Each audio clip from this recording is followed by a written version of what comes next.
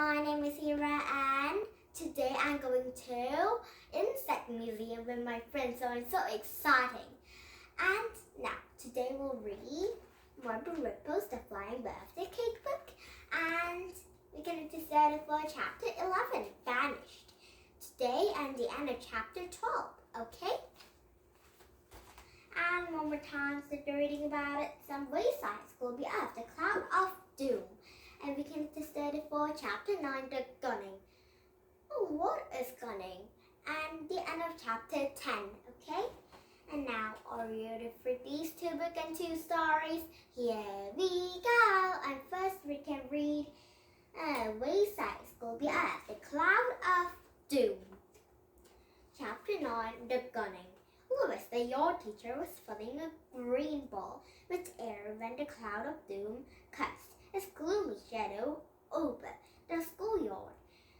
He felt an eerie chill as he pushed down his air pump, and suddenly there was a loud bang, and next Lewis knew he was alive.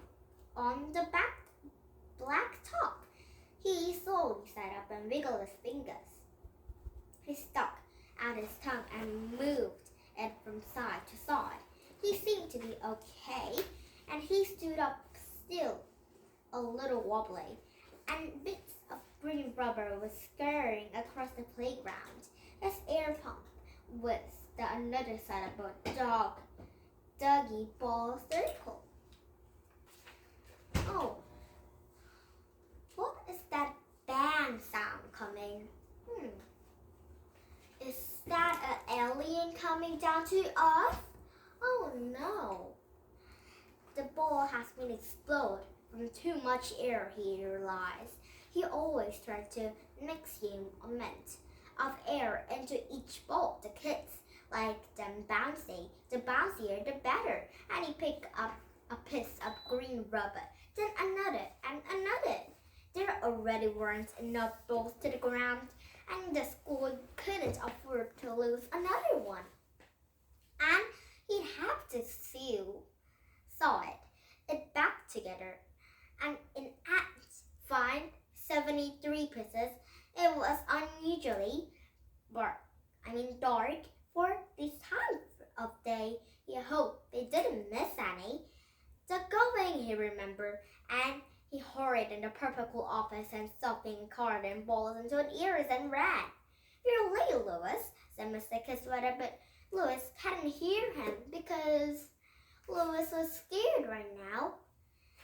And Lewis' green ball was going to explode because there's too many air inside at a green ball. And he viewed a giant going out of an office and a bottom of the stairs. At one time, the going had been bright and shiny, but that was before Lewis' time. Now it was dull and heavy to it. A large mallet, or so, made of iron, hung from the hook bullet to going wood frame, and Lewis looked at it and then took a couple of steps backyard to steady himself. And the mallet was heavy, even for someone as strong as your teacher. "Oh, I think Lewis is very strong." And he handed it to Mrs. Kiswetter, who easily raised it over his shoulder. And Mr. Kiswetter had thick arms and thick neck and a thick head. "Oh, so it might be very strong and very, very boy. Yeah, very boylicious." And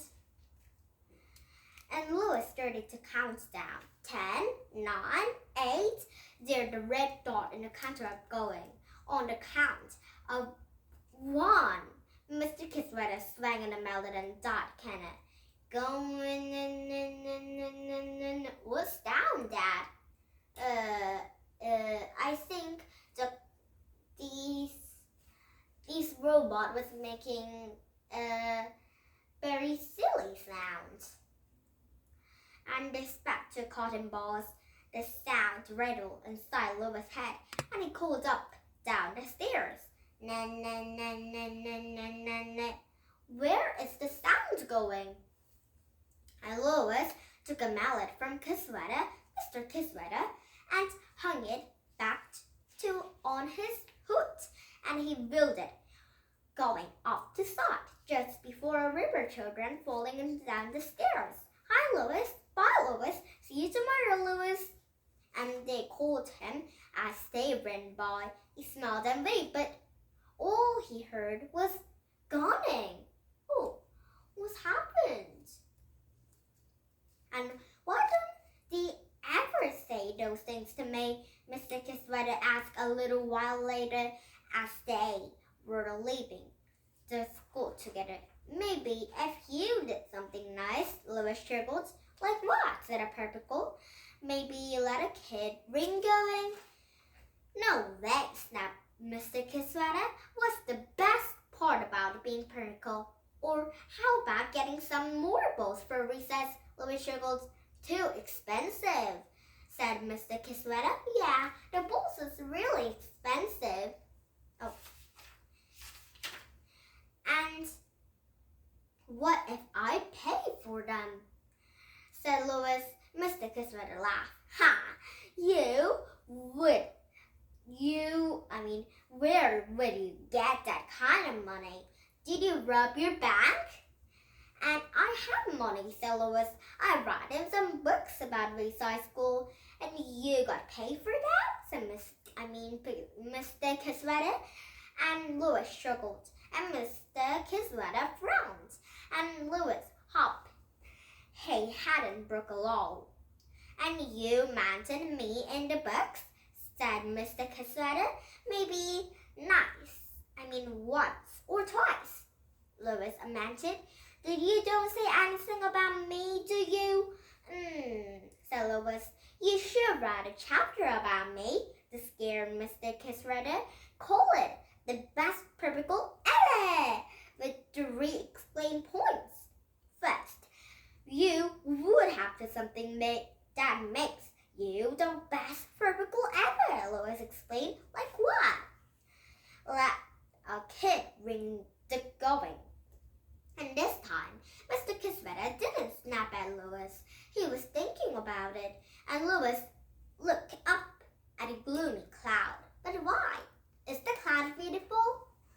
And, because this book of name is Cloud of Doom, so Louis was looking at a cloud. And he hadn't packed much accent to silence. But back when he was going to school, he didn't know it was a cloud of doom, and had he known, he never would have made such dangerous suggestion to Mr. Kiswetter. And now, Chapter 10, Stock. Oh, look, isn't it funny? Oh, but why is name is Stock? Oh, I think this friend has glue on her hands, and she touched her face, but it's like this. It's not falling out. Oh no, so it might be Stock. But it's not right answer.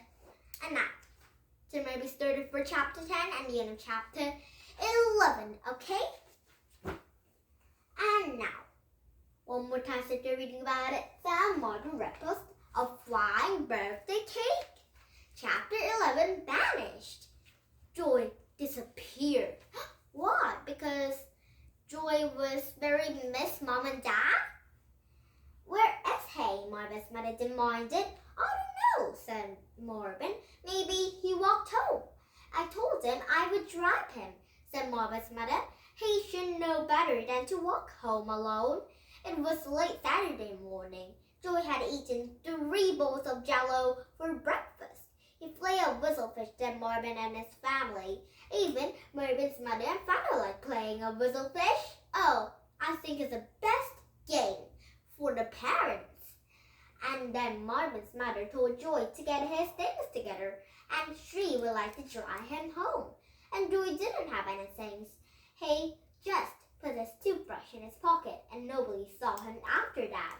And they looked all over the house for him. Then Marvin's and his father got in the car and drove around the neighborhood. And Marvin's mother stayed home in Lindsay.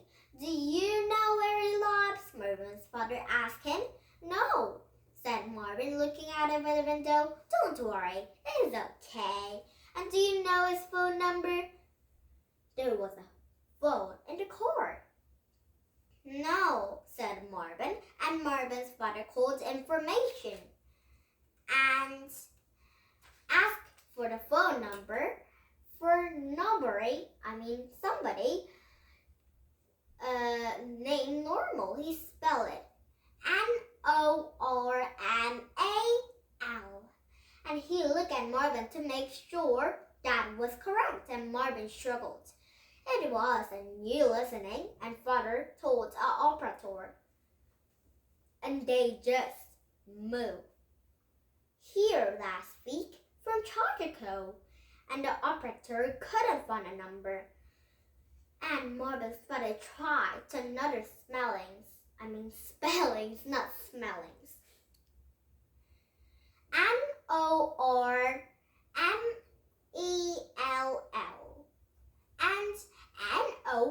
and Normul and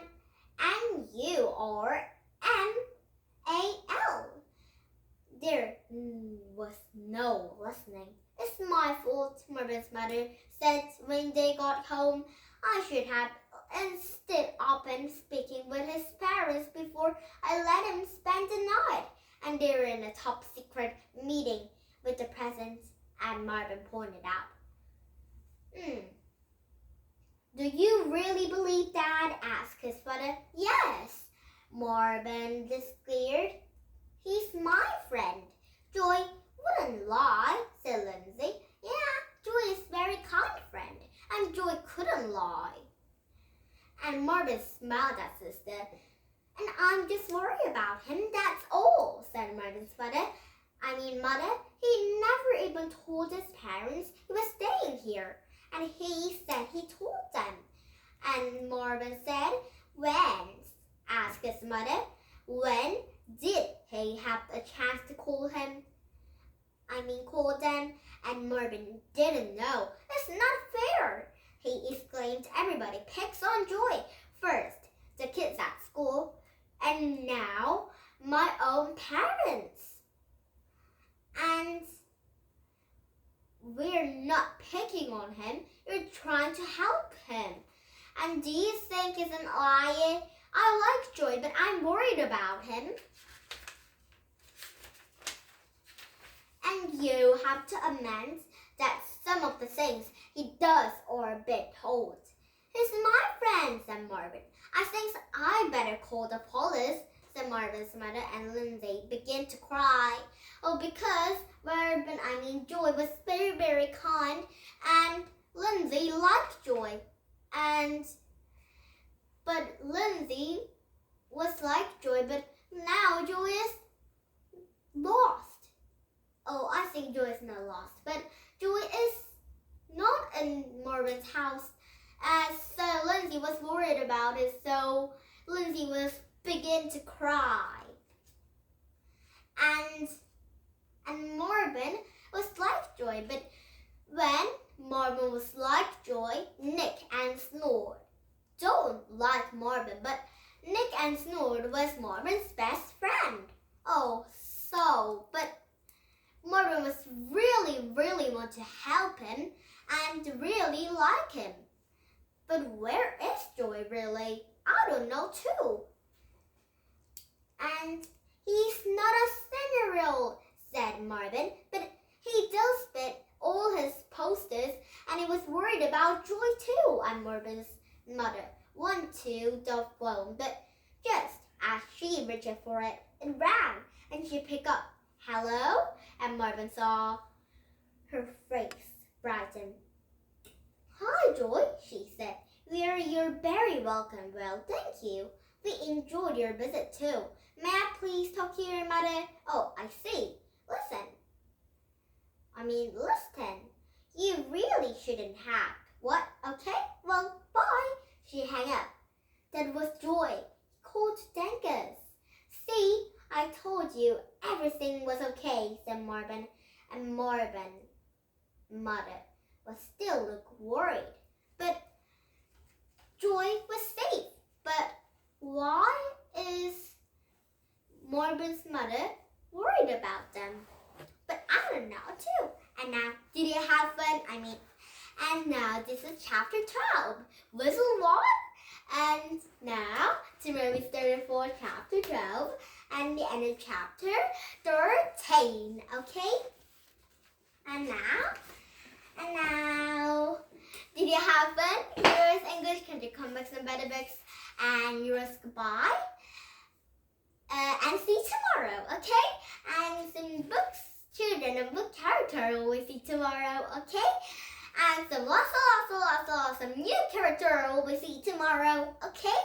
And thank you for looking and listening every day. And now, bye my friend, have a nice day.